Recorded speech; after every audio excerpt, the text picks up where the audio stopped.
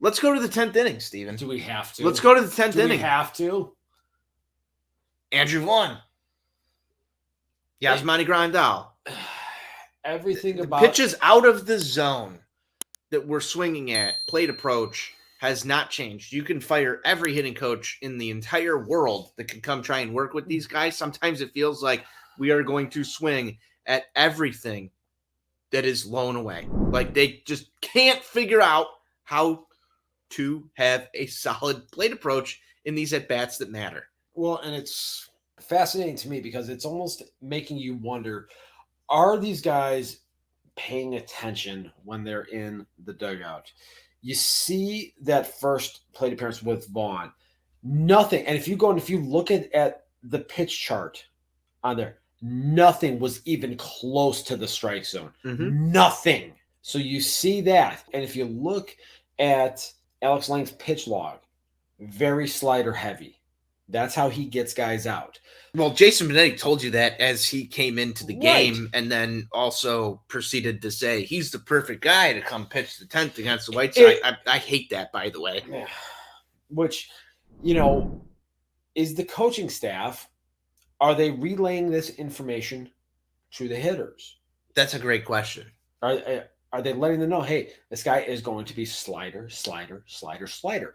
If you have a pitcher that on a given day is just not getting his release point on that slider, and you're missing below the strike zone with consistency, the way Alex Lang was, at some point, somebody has to be seeing that, and it has to be relaying that information to the hitters in real time to say, hey, make the adjustment. Take a fucking strike.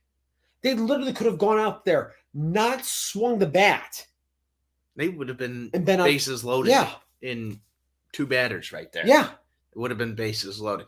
And that's really what it comes down to for me, Steven, is where does this adjustment get made?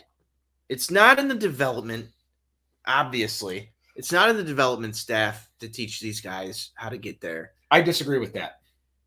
Or do you mean with the guys that are here already? I would say with the guys that are here already, it's almost too far gone. Okay. We're past that point. We're past that point. Okay. So what I wanted to get to was that has to come from the major league coaching staff at this point. Well, it has to. There has to be somebody who's stepping in there. I'm sitting here in my mind going, man, the Astros had it good when they had buzzers on them, because I would reverse it.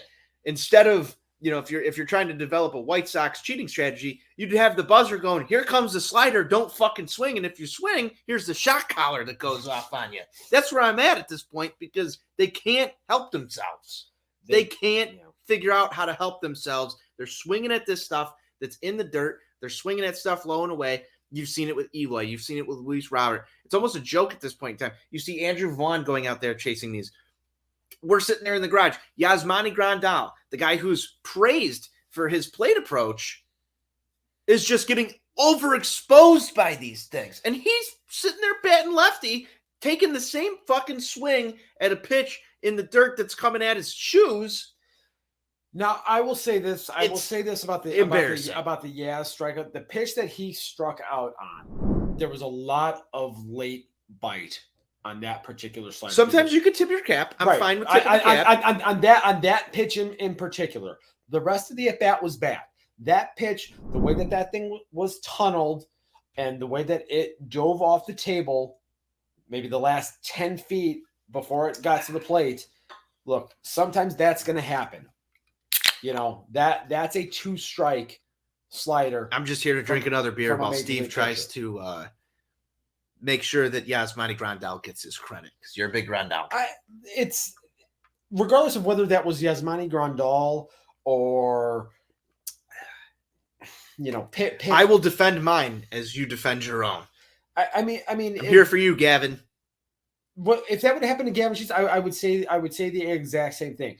That pitch, that was a major league 2-strike breaking. It was. Right, it was nasty. That's what that was. The rest of the at bat was inexcusable. Well, that's how we wind up in these situations. Right. And that's what I'm trying to get to. Is where do you fix that? Because there's days You don't. There's days where this offense. You want the honest answer? Yeah, sure. Go ahead. You don't let the listeners know. You don't fix it with the players that are on this roster. That's where that's what it is. That's where this cycles over and over again. I still sort of believe that there's a chance that you can, but it's getting slimmer and slimmer here. I just think that these guys are what they are right now.